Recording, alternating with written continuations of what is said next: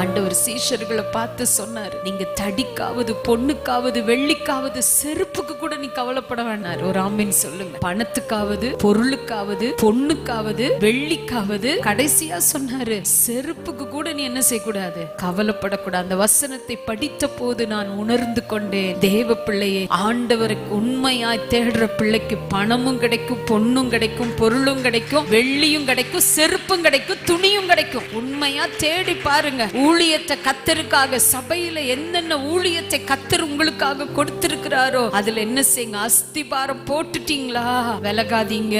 ஒரு ஆமீன் சொல்லுங்க. எத்தனை பேர் இன்னைக்கு உணர்றீங்க, அஸ்திபாரம் போட்டாச்சா, இந்த ஊழியோன்னு கத்தர் உங்களுக்கு கொடுத்திருக்கிறாரா, அதுல நிலைத்திருந்து செஞ்சு பாருங்க. நான் சொல்றேன், பணம் உங்களை தேடி வரும், பொருள் உங்களை தேடி வரும், வெள்ளி உங்களை தேடி வரும், ஆசீர்வாதங்கள் உங்களை தேடி வரும். அல்லேலூயா. கத்தர் பெரியவர், அவரால கூடாத